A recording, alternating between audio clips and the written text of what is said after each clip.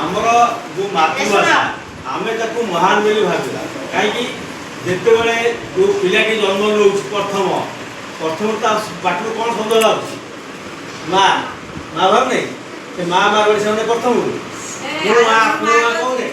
माँ कौन शुणे तो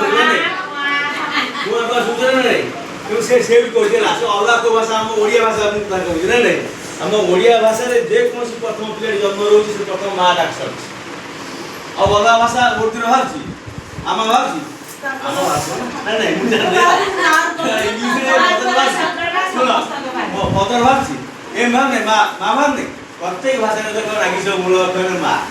कि ताकू ही नहीं कि मातृभाषा है तेना आमर जो मातृभाषा रोचे ओडिया से ओडिया को आमर केते जन मुस्लिम लोक बा अलग भाषा माने ताकू परिवर्तन करके भाषा रखा चेष्टा करती जो मैंने बेसी बंगाला लोक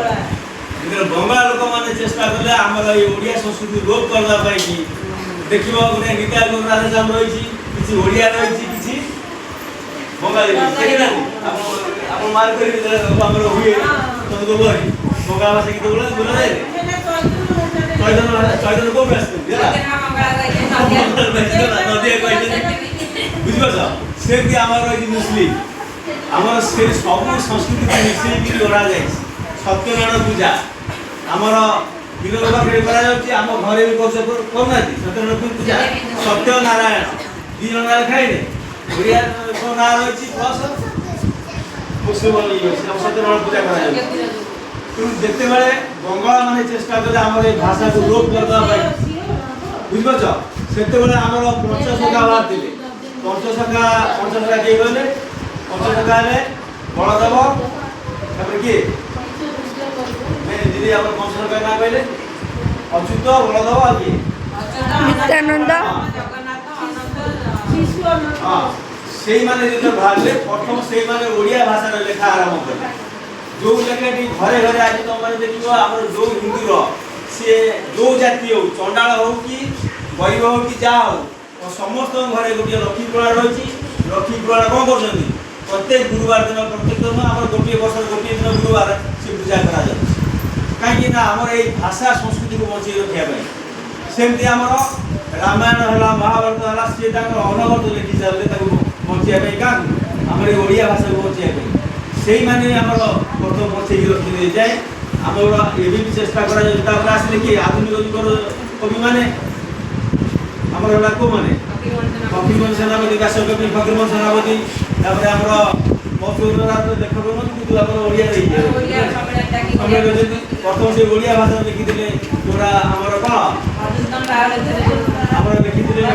वर्णबोध से वर्णबोध को बहुत से परिवर्तन करके आस्ते आस्ते लोप करदे बिले चित्र भी लोप करदे बिले अर्थ कौन अच्छी शब्द अच्छी अर्थ बुझेगा से जो भाषा आम रही वर्णबोध बही ना नहीं कौन लिखा गोटे पद कहल अणा महिषी रही अनाई पैल बड़ मधुर एवं से संयोजन रही जो तुम जिते ओडिया बही देख से संयोजन पाइब ना नहीं तेणु आमर एवं जो समस्त आस जो आधुनिक जुगर कवि एमाने डबिंग कर प्रत्येक देख प्रत्येक जो आम संस्कृत नाटक हो जेको जिन डबिंग करा कौन ना तेलुगु भाषा डबिंग गोटे सिनेमा बाहर नाटक गोटे अन्य क्या आणिक डबिंग कर आम ओडिया संस्कृतिर विशेष किसी ना आगे जो था ओडिया चलचित्र जब देखिए माँ देखी क्या देखी पेटेंट मेडिसिन है तार जो शैली सब लिखा जाए से आम ओडिया नाटक लगी पाला कौन कि ना तुम डबिंग कर नाटक कर पाला लगी निज भाषा लेख निजर आम ओडिया मैंने बेसी देखी ना नहीं बंगाल नाटक कराए तेलुगु भी नाटक कराए सबुथे अच्छी किंतु आमर ओडिया बागिया शैली कार लेखा नहीं जिते आम भाई भाई संपर्क माँ भौणी माँ पुअर संपर्क भाई भाई संपर्क से भाषा आउ कौन देखा मिले तुम देख जो कौन नाट पुराणा कालीन देख सिनेमा नाट देख भाई भौणी संपर्क केमी रही केमी माँ पुअर संपर्क रही सी कौन कर ये सब ए जो तार संपर्क ना खाली अणा कटा बढ़िया बड़ी सुधासुधी ना आमर ଅଛି ଗୀତ ଆଗର ଯୋଉ ମିନିଂ ରହିଛି ଓଡ଼ିଆ ଇଏ ତେଣୁ ଏବେ ଆମର କ'ଣ କରାଯାଉଛି ନା ଅର୍ଥ କିଛି ଅଛି ଆମର ଶ୍ରେୟସଦା ରହୁଛି ଶ୍ରେୟସଦା ରହୁଛି ଖାଲି ହିଂସା ଆମର ପ୍ରତ୍ୟେକ ହିଂସା ନେଇ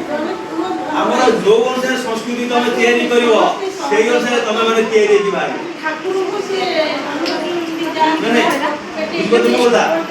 ଆମର ସେଇ ଯୋଉ ଜଗନ୍ନାଥଙ୍କ ବିଷୟରେ ସବୁ ଲେଖା ହେଇଛି ସେତେ ଚାରିଟା ବେଦ ରହିଲା କୋଉଟା ଲେଖା ହେଇଛି ସଂସ୍କୃତ କେତେଟା ବେଦ ଆମର ଚାରିଟା ବେଦ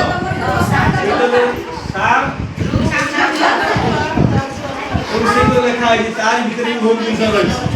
ତାପରେ ତ ଛୋଟିଆ ଛୋଟିଆ ଗପ ଦେଖିବ ହେଲା ଗପ ଦେଖିବ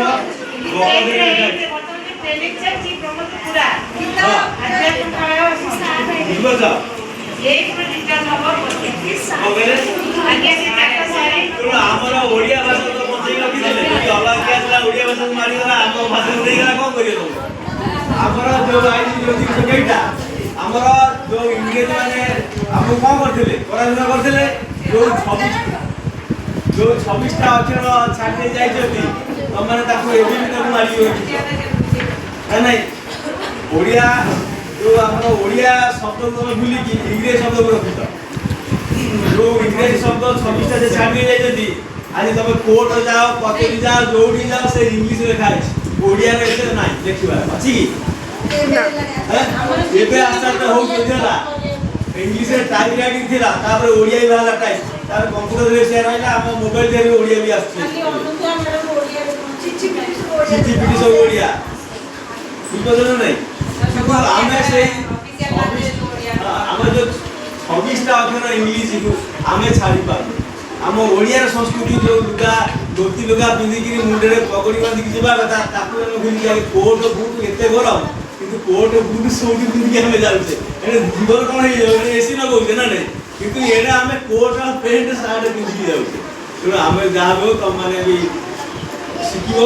ତେଣୁ ଆମର ଯୋଉ ସଂସ୍କୃତି ରହିଛି ଯୋଉ ଭାଷା ରହିଛି ତାକୁ ଯଦି ତମେ ଠିକ୍ କରିପାରିବ ତେଣୁ ଆମର ଦେଶ ଜାତି ଉଚ୍ଚ ହେଇପାରିବ ତେଣୁ ଏଇଠି ଲେଖା ହେଇଛି କ'ଣ ଉଚ୍ଚ ହେବା ପାଇଁ କର ଯେବେ ଆଶା ଉଚ୍ଚ କରେ ଯେବେ ଆଗ ନିଜ ମାତୃଭାଷା ଆଉ ଯେତେ ଭାଷା ଶିଖୁଛ ଶିଖ ନିଜ ମାତୃଭାଷା ମହତର ବୁଝିପାରିଲ ମୁଁ ଏତିକି କହିଲି ଆମର ସାର୍ ଆସିଲେ ସାର୍ ଆପଣମାନଙ୍କୁ